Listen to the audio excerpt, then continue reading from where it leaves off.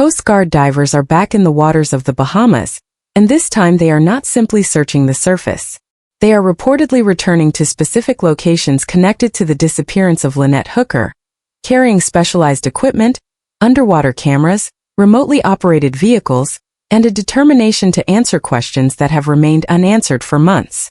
For many people following this case, that development immediately stood out. The first search began as an emergency response. Search aircraft flew overhead. Rescue crews scanned the water. Boats moved through the Sea of Abaco looking for any sign of Lynette. But this new operation appears different. According to reports from the Bahamas, investigators are returning to areas that have already been examined before. They are looking beneath the surface. They are focusing on precise locations. And that raises a question many viewers have been asking. What information do investigators have now that brought them back? That question sits at the center of this latest chapter in the disappearance of Lynette Hooker. For those who may be new to the case, Lynette and her husband Brian Hooker had been living aboard their sailboat, Soulmate. The couple spent years sailing and documenting their adventures. Friends describe Lynette as adventurous, energetic, and deeply committed to life on the water. Then, during a trip through the Bahamas, everything changed. According to Brian Hooker's account, Lynette disappeared after reportedly falling from a dinghy into the Sea of Abaco during the evening hours. Search crews responded, but despite extensive efforts, Lynette was never found. Months later, investigators are still searching. That alone tells us something important. Cases involving accidental falls into the water often move quickly toward a conclusion. Search teams examine weather conditions, current. Yet in this case, authorities continue dedicating resources, personnel, and time to finding answers. That was evident when reports emerged that Coast Guard personnel, investigators, dive teams, and specialized search equipment were heading back into the area. Picture the scene for a moment. The sun is rising over Marsh Harbour. Fishing boats sit quietly near the docks. The water reflects the morning light. Along the shoreline, investigators unload equipment. Divers check tanks and communications gear. A small vessel prepares to move toward a search location. This is not the type of operation assembled without purpose. According to reports, investigators are concentrating on areas connected to the known timeline surrounding Lynette's disappearance. The timeline has become one of the most discussed aspects of this case. According to publicly available information, Brian Hooker reported that Lynette disappeared while they were traveling in a dinghy. He later made his way to shore and sought assistance. From the beginning, investigators faced a difficult challenge. The Sea of Abaco covers a large area. There are channels, inlets, mangroves, shallow flats, marinas, cuts between islands, and stretches of open water. Determining exactly where events occurred can dramatically affect search planning. A difference of even 1 mile can change current calculations. A difference of several miles can completely alter a search area. That is one reason GPS information has become such an important topic in recent discussions surrounding the case. According to individuals following the investigation, authorities have reportedly examined location data connected to movements in the hours surrounding Lynette's disappearance. The exact details remain unclear. Investigators have not publicly. One of those locations reportedly sits near Marsh Harbour. Marsh Harbour is one of the busiest communities in the Abaco Islands. Boats move through the harbor daily. Restaurants overlook the waterfront. Docks extend into the water. Visitors and residents come and go throughout the day. It is also a location connected to the timeline after Lynette disappeared. Witnesses have described seeing Brian in the hours following the incident. According to publicly discussed accounts, some witnesses reported interactions that later became part of the broader investigative picture. That was not the only area attracting attention. Reports indicate investigators also focused on locations near Lubbers Quarters and other portions of the surrounding islands. These are very different environments. Instead of busy marinas, some of these areas feature isolated shorelines, mangrove systems, and stretches of undeveloped coastline. Imagine standing on one of those beaches. The only sounds are waves moving against the sand and wind passing through the vegetation. There are no crowds, no traffic, no city lights, just water stretching toward the horizon. Those are the kinds of places where search teams often spend hours carefully examining every detail. Meanwhile, Lynette's family continues waiting for answers. Her daughter Carly has remained vocal throughout the investigation. She has publicly thanked investigators for continuing their work and has repeatedly expressed appreciation for the effort being dedicated to finding her mother. For family members, every new search operation carries both hope and anxiety. Hope that answers may finally emerge. Anxiety because every passing month represents another month without certainty. That emotional reality is easy to forget when discussions focus heavily on GPS coordinates, boats, search maps, and investigative procedures. Behind every development is a family still searching for a loved one. According to reports, one aspect of the current operation involves underwater technology, designed to examine locations that divers alone might struggle to search efficiently. Remotely operated vehicles, often called ROVs, can descend into areas where visibility is limited. Operators control these devices from the surface while cameras transmit live video. Investigators can examine underwater structures, debris fields, harbor bottoms, and locations that would otherwise require lengthy dive operations. Picture an investigator watching a monitor aboard a vessel. The screen shows the seabed slowly moving beneath the camera. Sand, rock, marine growth. Occasionally an object appears. The operator pauses. Investigators take a closer look. Every item must be examined. Every possibility must be considered.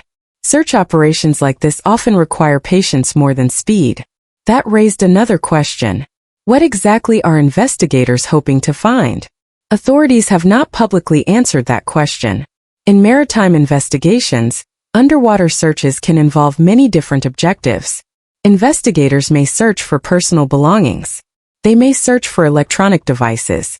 They may search for equipment connected to a vessel. They may search for physical evidence that helps establish or verify a timeline. At this stage, the public simply does not know. What we do know is that investigators continue returning to the water. And that suggests the case remains active. Another detail attracting attention involves the amount of effort reportedly being devoted to these searches. Witnesses have described teams working long hours. Some reports indicate personnel remained active well into the evening. Others suggest operations resumed early the following morning. That level of commitment sends a message. Investigators have not given up. That was especially meaningful for many people following the case because early searches often receive the greatest resources. As time passes, those resources sometimes diminish. Yet here we are months later discussing new dive operations, new search locations, new investigative activity, and that naturally leads many observers to wonder whether authorities have uncovered information that has not yet been made public. According to investigators in many major cases, it is common to withhold certain details. Doing so can help protect the integrity of an investigation. It can also help investigators evaluate witness statements and determine whether information provided by individuals aligns with facts known only to authorities. For that reason, the public should not assume they know everything investigators know. There may be details that have never been released. There may be evidence that remains confidential.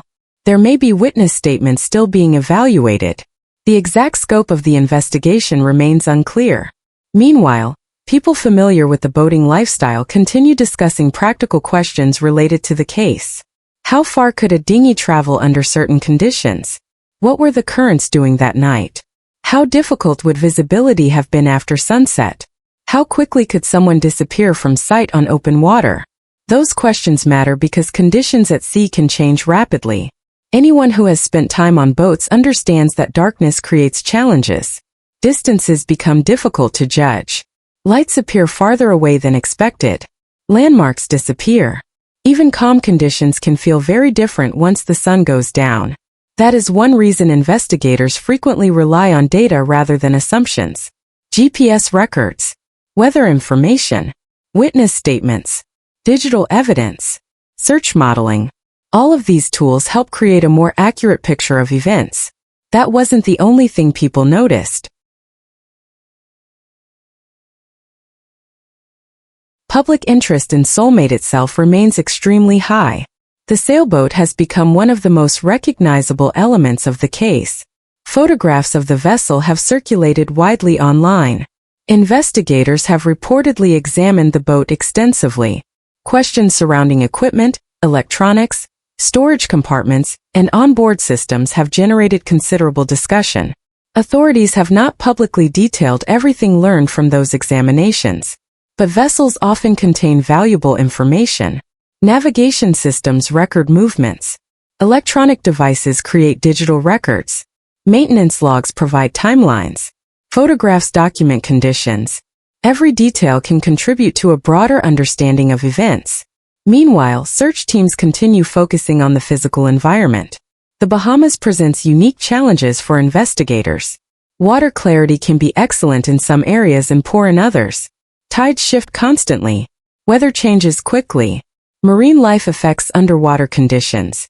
Search planners must account for all of those variables.